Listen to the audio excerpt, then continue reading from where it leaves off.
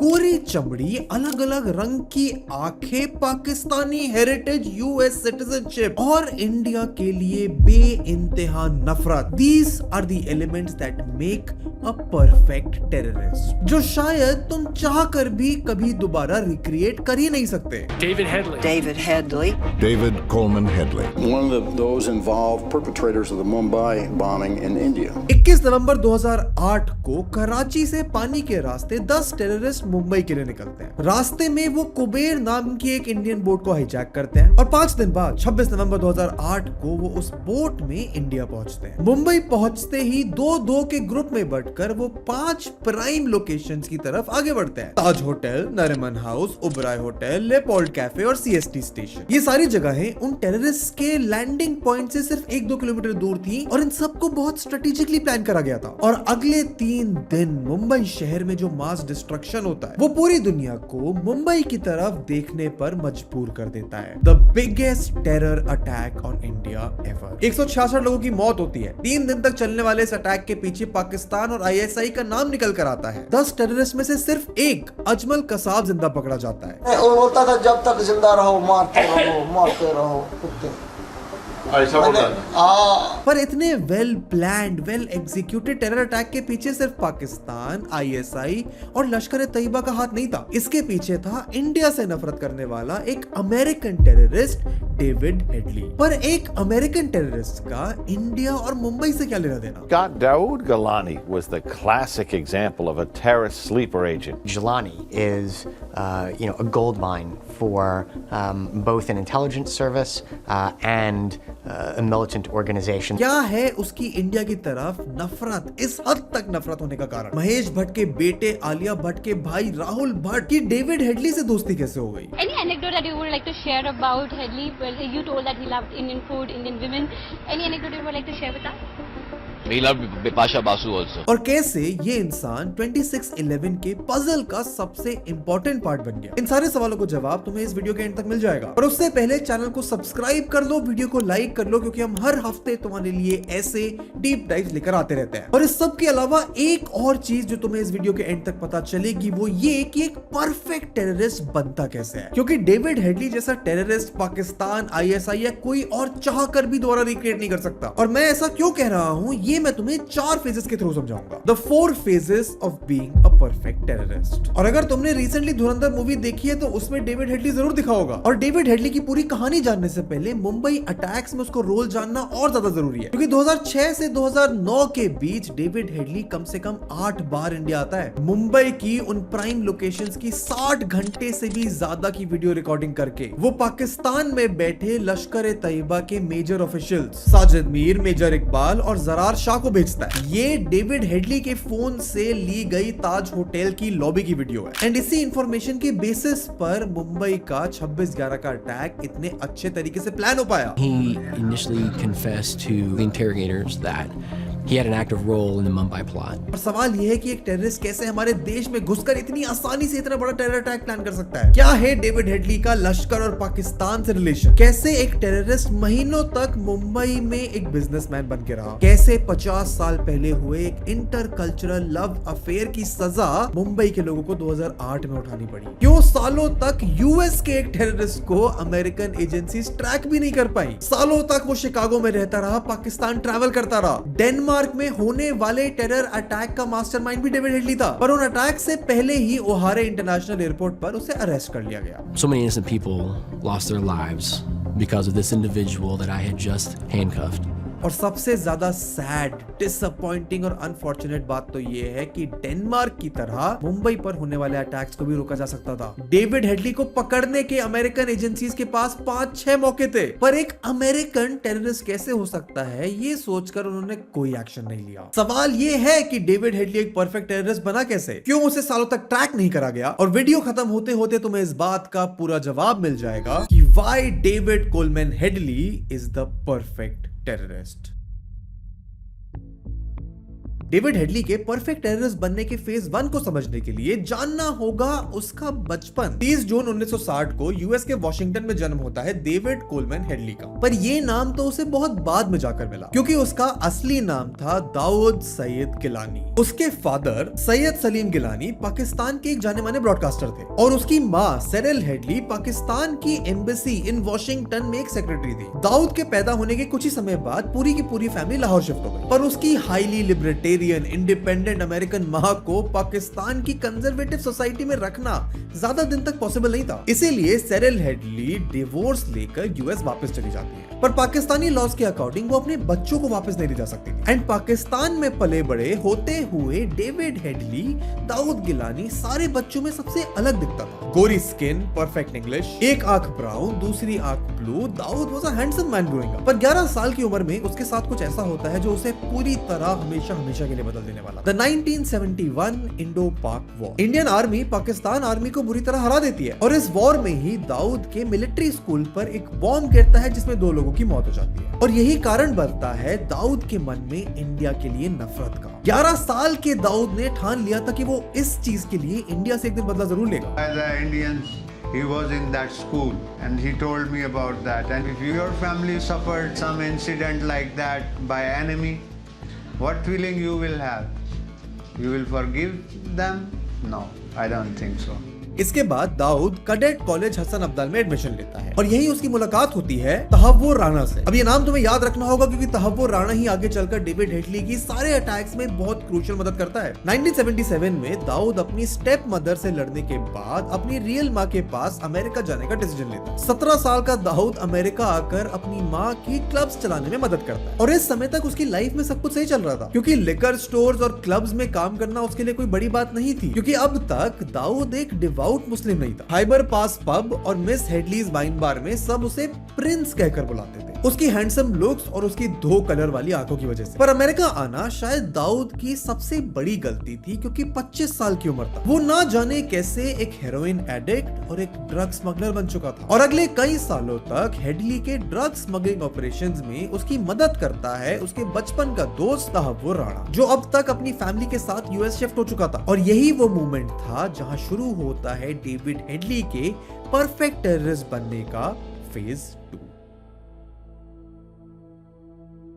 एक perfect terrorist का मतलब एक टेररिस्ट को लाइमलाइट देना या उस पर एक अच्छी लाइट डालना बिल्कुल नहीं है। एक परफेक्ट टेररिस्ट वो होता है जो अपना काम तो करता रहे, अपने मकसद को पूरा करने की पूरी कोशिश करता रहे, पर दूर दूर तक किसी को भी उस पर शक तक ना हो। और मैं डेविड हेडली को एक परफेक्ट टेररिस्ट क्यों कह रहा हूँ उसका अंदाजा तुम्हें इस बात से लग जाएगा कि जब 26/11 के अटैक्स के बाद पाकिस्तान में लश्कर के कम्युनिकेशन चीफ जरर शाह और कुछ टॉप कमांडोज को अरेस्ट किया गया, उस समय लाहौर में कुछ ही दूर अपने घर पर डेविड हेडली आराम से बैठा था और उसकी वाइफ तो बताती है कि उसे पकड़े जाने का बिल्कुल डर नहीं था। Wasn't he scared?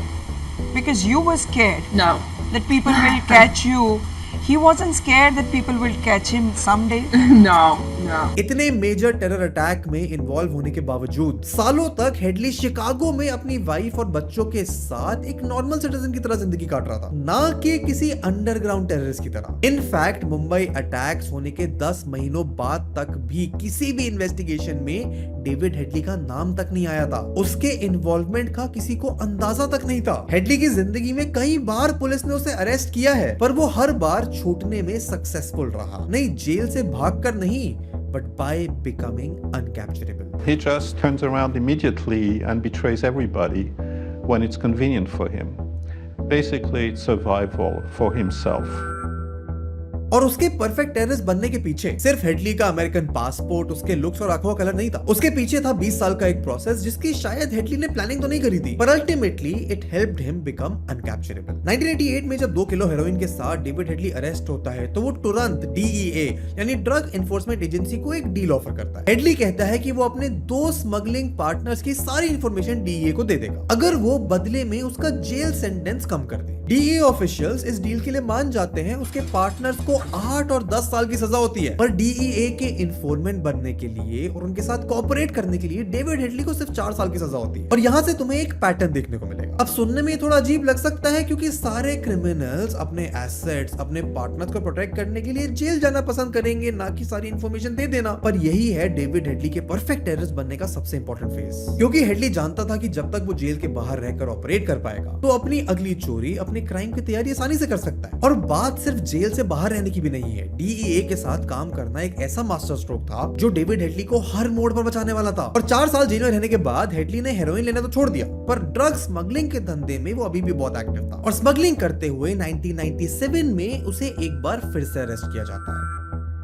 इस बार हेडली DEA के सामने एक और बड़ी डील रखता है, उनका कॉन्फिडेंशियल इन्फॉर्मेंट बनने की। DEA को पता था कि वो हेडली के थ्रू कई स्मगलिंग साइट्स को सीज कर सकते हैं और पाकिस्तान में हेडली के पार्टनर्स को भी पकड़ सकते हैं। इसीलिए अगले साल 1998 में DEA अपने खर्चे पर हेडली को पाकिस्तान भेजती है। और डेविड हेडली ने सच में उनकी मदद की भी थी। हेडली की मदद से DEA 5 लोगों को पकड़ती है, 2.5 किलो हेरोइन सीज करती है और एक बार फिर उसे सिर्फ 15 महीने की सजा होती है और 5 महीने तो सुपरवाइज्ड रिलीज पर रखा जाता है। हेडली को अब DEA इन्फॉर्मेंट बनने की वजह से यूएस कोर्ट्स इतना ट्रस्ट करती थी कि उसे अपने जेल सेंटेंस के बीच से छुट्टी मिली ताकि वो पाकिस्तान जाकर शादी कर सके। पाकिस्तान जाकर हेडली शाजिया से शादी करता है, उनके 2 बच्चे भी होते हैं। पर इस बार उसका जेल सेंटेंस पिछली बार से बहुत अलग था, क्योंकि David Headley was now becoming a devout and extremist Muslim. Jail से छूटने के बाद उसने कई बार पाकिस्तान ट्रैवल किया और अक्टूबर 2000 में वो पहली बार कांटेक्ट में आता है पाकिस्तान के एक मेजर टेररिस्ट ऑर्गेनाइजेशन लश्कर-ए-तैयबा के साथ। जुलाई 2001 में वो लश्कर के को-फाउंडर हाफिज सईद से मिलता है, जिसकी स्पीचेस डेविड हेडली एके दाऊद सईद गिलानी को इतना इम्पैक्ट करती हैं कि वो उस ऑर्गेनाइजेशन को ज्वाइन कर लेता है। Decides to actually join Lashkar-e-Taiba while he's still a source for the DEA.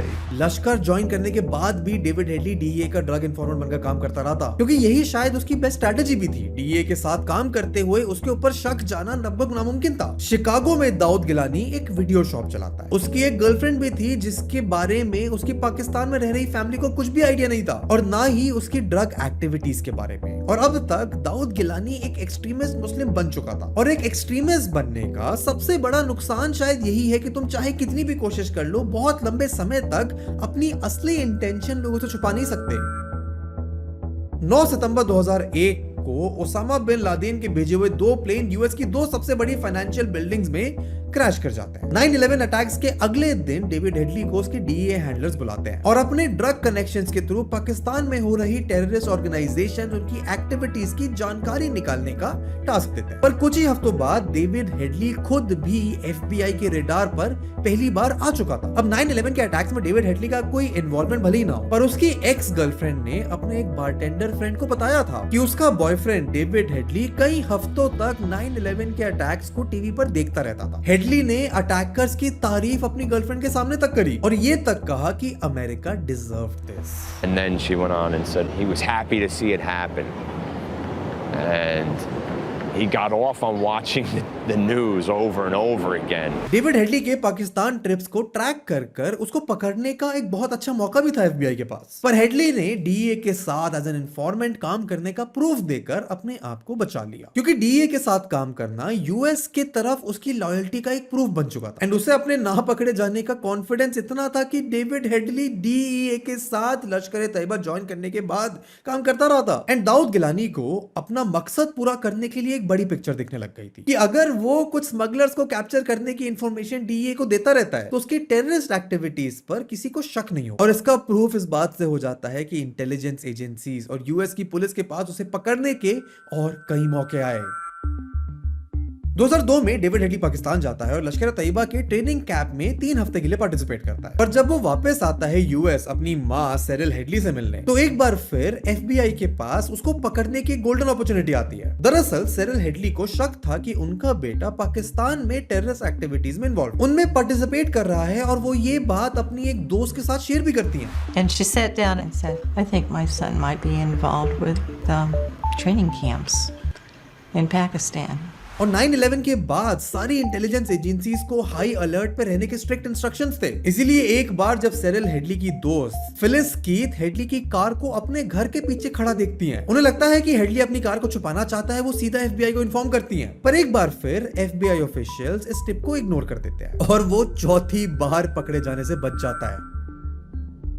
अगस्त 2002 में हेडली एक बार फिर लश्कर के कैंप्स में पार्टिसिपेट करने जाता है, पर इस बार जब वो वापस आता है तो अपनी लाइफ में एक और ट्रबल इनवाइट करता है by marrying a Canadian woman. क्योंकि यूएस में अब तक ना तो हेडली ने किसी को पाकिस्तान में रह रही अपनी फैमिली के बारे में बताया था, ना अपनी पाकिस्तान में हो रही टेरर एक्टिविटीज का किसी को हिंट तक दिया था। और अगले 3 साल तक हेडली कई बार पाकिस्तान जाकर लश्कर तैयबा के साथ ट्रेनिंग करता है। इंडिया के अगेंस्ट उसकी सालों से पनप रही नफरत को वो कश्मीर में इंडिया के खिलाफ इस्तेमाल करना चाहता था। लश्कर तैयबा के एंटी इंडिया मैसेज से वो डीपली रिलेट करता था। पर 2005 में जब डेविड हेडली की कनेडियन वाइफ को उसकी बाकी की बीवियों के बारे में पता चला तो उन दोनों के बीच एक झगड़ा हो जाता है। मैनहट्टन में अपने वीडियो स्टोर में लड़ते हुए हेडली अपनी वाइफ को बहुत जोर से मारता है without thinking about the consequences of it. और अगले दिन उसकी वाइफ FBI को उसकी टेररिस्ट एक्टिविटीज, पाकिस्तान में हो रही उसकी दूसरी फैमिली और उसकी पाकिस्तान ट्रिप के बारे में सब बता देती है। पर अनफॉर्चुनेटली इस इंफॉर्मेशन को हैंडल कर रहा FBI एजेंट डेविड हेडली की उन बाकी रिलेशनशिप के बारे में जानता था। उसे लगा कि उसकी वाइफ डेविड हेडली से बदला लेने के लिए ये नकली एलिगेशंस लगा रही है और एक बार फिर डेविड हेडली पर कोई इन्वेस्टिगेशन नहीं होती। यहाँ तक कि अपनी वाइफ पर असॉल्ट चार्जेस भी उसके ऊपर इवेंचुअली ड्रॉप कर दिए गए। DEA के साथ तो डेविड हेडली ने 2002 में ही काम करना बंद कर दिया था, पर उसके DEA कनेक्शंस एक शील्ड की तरह आगे आने वाले समय तक उसके लिए काम करते रहे। पर यूएस के पास उसके घर में रह रहे एक पाकिस्तानी टेररिस्ट को पकड़ने का एक और मौका था, जिसके बाद वो पाकिस्तानी टेररिस्ट से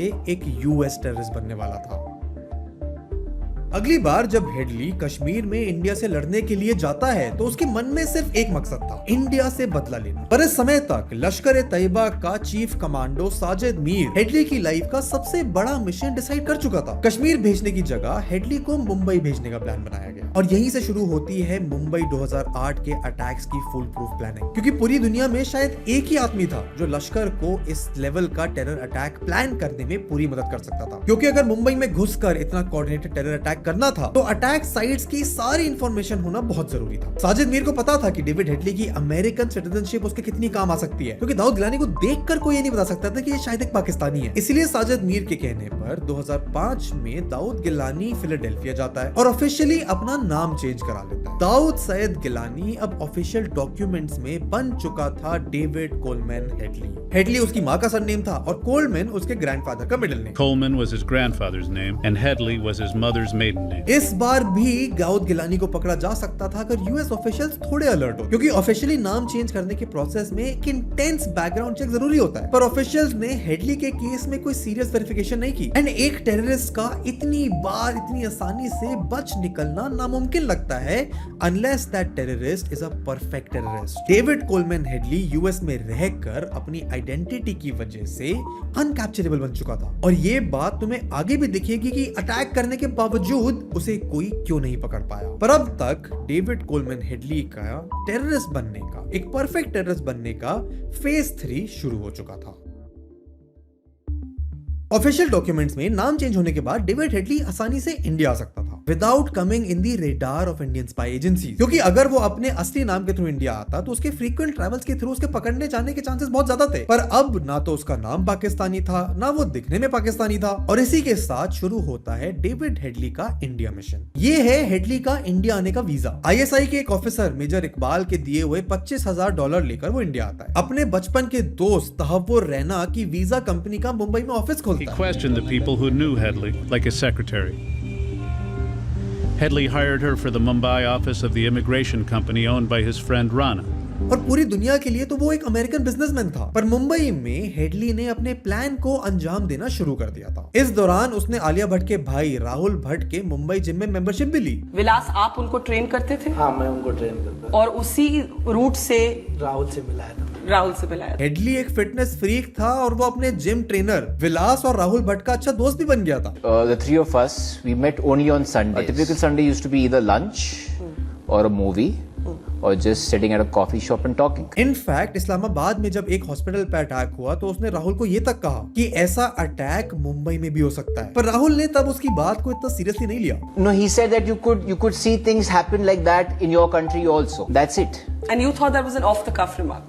Absolutely. एंड एक परफेक्ट टेररिस्ट का जैसा मैंने कहा सबसे बड़ा एलिमेंट होता है कि दूर दूर तक उस पर किसी को शक ना हो। और मुंबई में कॉमन बिजनेसमैन की तरह रहकर हेडली ने ये इंश्योर किया कि अटैक्स होने के बाद भी उसे कोई पकड़ ना सके। पर जिस काम के लिए वो मुंबई आया था वो काम तो डेविड हेडली हर दिन कर रहा था। हर दिन हेडली अपने ऑफिस जाता, वहां आधा घंटा बैठता और फिर अपनी साइकिल पर कैमरा लेकर सर्वेलेंस करने निकल जाता। Taj hotel, Nariman house, Oberoi hotel, Leopold cafe, CST station, हर जगह की सर्वेलेंस हेडली ने पहले से कर रखी थी। और ये तो वो 5 लोकेशंस हैं जिन पर फाइनली अटैक हुआ। हेडली ने तो पूरे मुंबई को घूमकर 10 से 12 लोकेशन को फाइनलाइज कर रखा था जहां अटैक किया जा सकता था, जिसमें शिवसेना का मुंबई ऑफिस भी शामिल था। क्योंकि 90s से ही शिवसेना की हिंदू आइडियोलॉजी को लेकर लश्कर-ए-तैयबा को एक प्रॉब्लम थी और इसीलिए उनके ऑफिस पर ऐसा अटैक करना made a lot of sense to them. वो अलग बात है कि शिवसेना के ऑफिस पर अटैक करने का प्लान मेजर इकबाल ने ड्रॉप कर दिया बिकॉज ऑफ सिक्योरिटी रीजंस। और अटैक के लिए पूरा सर्वेलेंस हेडली ने एक बार में नहीं किया था, वो इंडिया आता जाता रहता था। बीच बीच में पाकिस्तान भी जाता था अपने लश्कर-ए-तैयबा के हैंडलर्स को सर्वेलेंस की इंफॉर्मेशन देने के लिए। और अगली बार जब हेडली इंडिया आया तो उसने एक बोट रेंट करी, पानी के थ्रू इंडिया में एंट्री के मल्टीपल पॉइंट्स ढूंढे। Hired a fisherman to take him around, and what he was looking for was the best approach and the best landing site. Headley scoured the city, searching by car and boat. GPS के through उसने इस fisherman slum की location Zarar Shah को भेजी, क्योंकि यहाँ उतरते हुए अगर उन टेररिस्ट को किसी ने देख भी लिया तो शक होने के चांसेस बहुत कम थे। मुंबई में रहकर हेडली ने 5 ईमेल्स बनाए जिनसे वो मेजर इकबाल, अपनी गर्लफ्रेंड और तहव्वुर राना से बात करता था। इस ईमेल में डेविड हेडली तहव्वुर राना से आगे के प्लान के लिए पैसे मांगने की बात कर रहा है। दुनिया में हर सेकंड 3 बिलियन ईमेल सेंड करे जाते हैं और उनमें से बिना किसी टिप के ऐसे सेंसिटिव इंफॉर्मेशन को ढूंढ निकालना भी नामुमकिन काम है। मुंबई की एक ट्रिप के दौरान तो डेविड हेडली अपनी गर्लफ्रेंड फैजान को भी इंडिया लेकर आया था और मुंबई के ताज होटल में दोनों अपना हनीमून तक मनाते हैं। इस ट्रिप पर भी हेडली ने सारा पेमेंट लश्कर के दिए हुए क्रेडिट कार्ड से करा था। हेडली की एयरपोर्ट पर इस इमेज को देखो, ये उसकी इंडिया में आखिरी ट्रिप की फोटो है। इसके बाद वो पाकिस्तान जाकर फैजान से शादी कर लेता है। Headley decided to marry again to a Moroccan named Faiza. She was fiercely independent, a med student. She wore Western clothes and partied with Headley's old friend Chanbai. और उसकी बायोलॉजिकल माँ की तरह फैजान भी पाकिस्तान की कंजर्वेटिव सोसाइटी में assimilate नहीं कर पाई और वो यूएस जाकर हेडली की टेररिस्ट एक्टिविटीज के बारे में सब कुछ बता देती है। They must have had a disagreement. She's short fused. She goes to denounce him and mention that he was trained by Lashkar-e-Taiba. He's really a terrorist. पर इस केस को एक बार फिर लो प्रायोरिटी बोलकर इग्नोर कर दिया जाता है। फिर मिड 2008 में US intelligence agencies Indian police को लश्कर के होने वाले अटैक के बारे में इन्फॉर्म करती हैं। कुछ साइट्स के नाम भी देती हैं जिनमें सबसे टॉप पर था ताज hotel. Security at the hotel was temporarily beefed up, but little more was done. We got warnings that there would likely to be an attack on Mumbai. The Taj Hotel was very specific. पर इस intelligence के according attack सितंबर में होने वाले थे। Police official site पर जाकर surveillance करते हैं, पर अब तक ये बात साजिद मीर और मेजर इकबाल को पता चल चुकी थी, इसलिए वो अटैक्स को पोस्टपोन कर देते हैं। It's like any other thing. You put an alert, people will wait for 15 days of alert or 30 days of alert, and then nothing happens. और सिर्फ 2 महीने बाद इंडिया एक्सपीरियंस करता है उसके इतिहास में हुआ most destructive, well coordinated mass level terror attack. इस अटैक के दौरान डेविड हेडली अपनी फैमिली के साथ पाकिस्तान लाहौर में था। उसने ईमेल्स के थ्रू अपने फ्रेंड्स को कांग्रेचुलेट भी किया। हेडली की खुशी का ठिकाना नहीं था। जो नफरत बचपन से उसके मन में थी उसने फाइनली उस बदले को पूरा कर लिया था। इनफैक्ट उसने राहुल भट्ट तक को ईमेल करके बताया कि वो इन अटैक्स के लिए कितना दुखी है। डेविड हेडली के मन में 11 साल की उम्र से जो नफरत इंडिया के लिए थी उसने फाइनली उसका बदला ले लिया, पर उसका मकसद अभी पूरी तरह से खत्म नहीं हुआ था। हेडली जानता था कि कभी ना कभी वो पकड़ा जरूर जाएगा एंड इसीलिए पकड़े जाने से पहले वो एक बार और एक अटैक करना चाहता था। इस बार इंडिया में नहीं, डेनमार्क में, जहां से शुरू होता है डेविड हेडली के परफेक्ट टेररिस्ट बनने का फेज 4।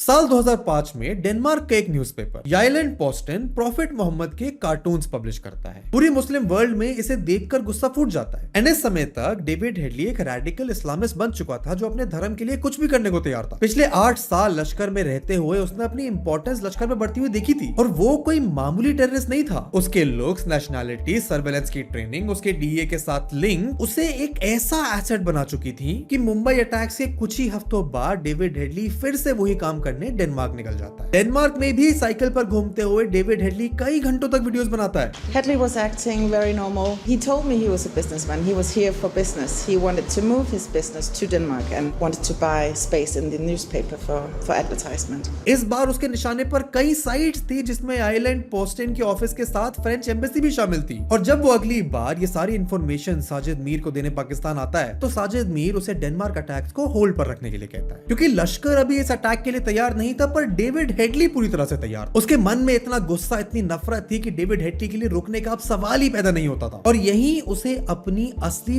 पावर का अंदाजा हुआ, क्योंकि ज्यादातर टेररिस्ट कितने भी बोल्ड हो, कितने भी एक्सट्रीम हो, वो होते थोड़े डम है। हर काम करने के लिए वो अपनी ऑर्गेनाइजेशन के लीडर के ऑर्डर का इंतजार करते हैं। साजिद मीर और मेजर इकबाल जैसे लीडर्स के ऑर्डर के बिना वो कुछ डिसीजन अपने आप नहीं ले सकते, पर David Headley was not one of them. वो जानता था कि उसके पास कितनी इंपॉर्टेंट इंफॉर्मेशन है। वो जानता था कि डेनमार्क के उस न्यूज़पेपर से पूरी दुनिया के जिहादी किस हद तक बदला लेना चाहते हैं। वो जानता था कि वो लश्कर के साथ काम जरूर करता है, पर लश्कर के साथ रहना उसकी कोई मजबूरी नहीं थी। इसीलिए वो साजिद मीर को बताए बिना कांटेक्ट करता है एक ऐसे इंसान से जो डेनमार्क में अटैक करने के लिए डेविड हेडली की पूरी मदद करता, और वो इंसान था इलियास कश्मीरी, जिसे ओसामा बिन लादेन के बाद दुनिया का सबसे बड़ा जिहादी भी बोला जाता है। कश्मीरी अलकायदा के लिए काम करता था और डेविड हेडली का प्लान, उसकी सर्वेलेंस देखने के बाद उसने डेनमार्क पर अटैक करने का एक फुल प्रूफ प्लान भी बनाया। उसने हेडली को बताया कि इस बार न्यूज़पेपर के ऑफिस में घुसकर लोगों का सर काटा जाएगा और एक एक करके खिड़की के बाहर फेंका जाएगा। Kashmiri says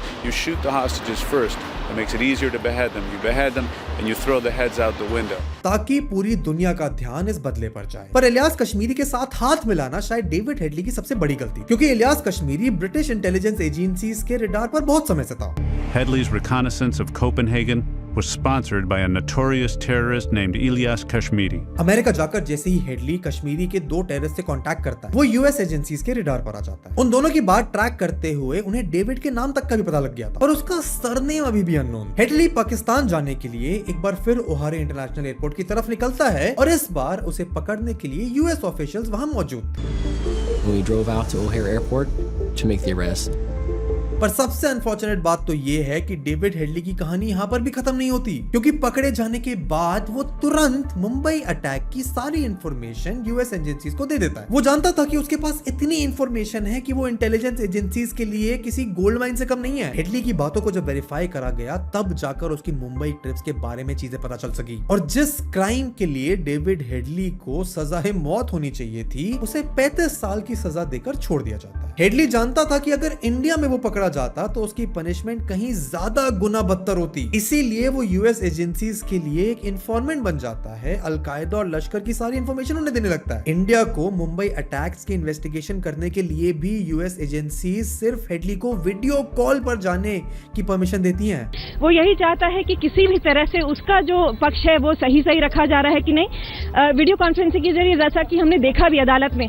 वही यूनाइटेड स्टेट जिसने अपने घर पर हुए अटैक के लिए ओसामा बिन लादेन को पाकिस्तान के अंदर घुसकर मारा था, जिसने अपेरेंटली विमेन राइट के लिए ईरान के सुप्रीम लीडर को मार दिया, वो आज तक इंडिया पर हुए सबसे बड़े अटैक के सबसे इंपॉर्टेंट पीस डेविड हेडली को दे नहीं पाया है। उसका दोस्त तहव्वुर राणा जरूर इंडिया लाया जा चुका है, पर डेविड हेडली आज भी यूएस के एक प्रिजन में सेफली अपनी जिंदगी जी रहा है। And this is what makes him a perfect terrorist. Headley जानता था कि अगर उसे मौत की सजा देनी हुई तो इसका मतलब यूएस एजेंसीज के लिए है टेररिस्ट की सारी इंफॉर्मेशन को अपने हाथ से खो देना। डेविड हेडली परफेक्ट टेररिस्ट इसलिए है क्योंकि सबसे पहले एक परफेक्ट टेररिस्ट अपने आप को बचाता है, क्योंकि जब तक वो जिंदा है वो और टेरर कर सकता है। एंड डेविड हेडली यानी दाऊद सैयद गिलानी ने अपनी लाइफ के सबसे बड़े मिशन, अपने मकसद को इतनी अच्छे तरीके से एग्जीक्यूट करा कि शायद उसे पकड़े जाने का कोई मलाल भी नहीं होगा। 170 लोगों की जान चली गई, ना जाने कितने परिवार हमेशा के लिए बर्बाद हो गए, और दाऊद गिलानी यूएस की जेल में आज भी चैन की सांस ले रहा है, और इंडियन जुडिशरी सिस्टम चाह कर भी उसे छू भी नहीं सकता। वीडियो पसंद आई हो तो इसे लाइक करना, चैनल को सब्सक्राइब करना। अगर तुम चाहते हो मुंबई पर हुए टेरर अटैक्स के बारे में और इंफॉर्मेशन जानना, उनको डिटेल में समझना, तो ये वीडियो देखो। अंडरवर्ल्ड और बॉलीवुड के कनेक्शन के लिए ये वीडियो देखो। चैनल को सब्सक्राइब करो, वीडियो को लाइक करो, and I will see you in the next one. Good bye.